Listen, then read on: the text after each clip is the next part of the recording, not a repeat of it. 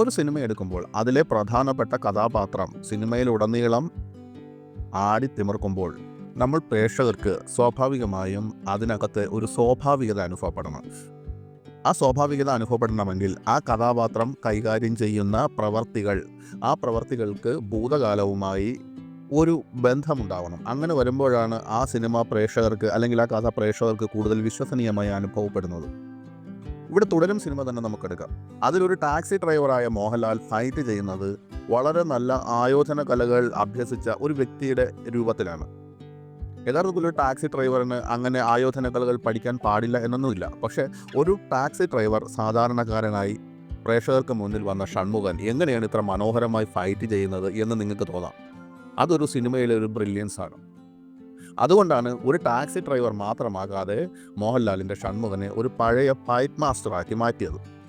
അങ്ങനെ ഭൂതകാലത്തിൽ സിനിമയിലെ ഫൈറ്റ് മാസ്റ്ററായി പ്രവർത്തിച്ചിരുന്ന ഒരു വ്യക്തി, ആ വ്യക്തി ഇന്ന് ടാക്സി ഡ്രൈവർ ആണെങ്കിലും താൻ മുൻപ് പഠിച്ച അല്ലെങ്കിൽ താൻ മുൻപ് ചെയ്ത ഫൈറ്റ് എന്ന് പറയുന്ന ആ പ്രവൃത്തി അയാൾക്ക് ഏത് കാലഘട്ടത്തിലും ജീവിതത്തിലും മനോഹരമായി ആവിഷ്കരിക്കാൻ സാധിക്കും. തൻ്റെ കുടുംബത്തിനും തനിക്കും നേരെ വരുന്ന വെല്ലുവിളികളെ മനോഹരമായി പ്രതിരോധിക്കാൻ അല്ലെങ്കിൽ കൃത്യമായി പ്രതിരോധിക്കാൻ തൻ്റെ ആ ഫൈറ്റിന് സാധിക്കണം. അങ്ങനെയാണ് ഒരു ടാക്സി ഡ്രൈവർ മാത്രമാക്കാതെ ഷൺമുഖനെ ഭൂതകാലത്തിൽ ഒരു ഫൈറ്റ് മാസ്റ്ററാക്കി രൂപപ്പെടുത്തിയത്.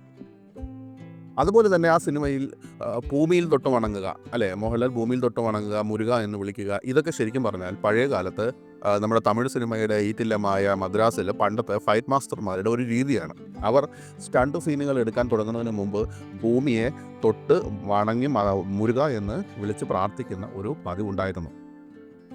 ഇനി വേറൊരു രസകരമായ കാര്യം, ഒരു സിനിമയ്ക്ക് വേണ്ടി അതിലെ തിരക്കഥാകൃത്തും മറ്റുമൊക്കെ ഒരുപാട് കാലം ഇങ്ങനെ ശ്രമിച്ചിരിക്കുക. നമ്മൾ പലപ്പോഴും കേൾക്കുന്നൊരു കാര്യമാണ് പ്രധാന നടൻ്റെ ഡേറ്റ് കിട്ടാൻ വർഷങ്ങളോളം കാത്തിരിക്കണമെന്നത്. എന്നാൽ ഇവിടെ ഒരു അസാധ്യമായ ഒരു ക്ഷമയുടെ ഒരു കാര്യം കൂടി ഇതിനകത്ത് വരുന്നുണ്ട്. കാരണം ഈ തുടരും സിനിമയുടെ തിരക്കഥ നമ്മുടെ ലാലേട്ടൻ ആദ്യമായി കേൾക്കുന്നത് 12 വർഷങ്ങൾക്ക് മുൻപാണ്.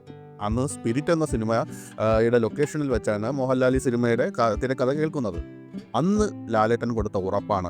അതിൽ തിരക്കഥാകൃത്തായ KR സുനിലിന് അന്ന് ലാലേട്ടൻ നൽകിയ വാക്കായിരുന്നു ഈ സിനിമ ചെയ്യുമെന്നത്. പക്ഷേ അതിന് 12 വർഷങ്ങൾ വേണ്ടി വന്നു.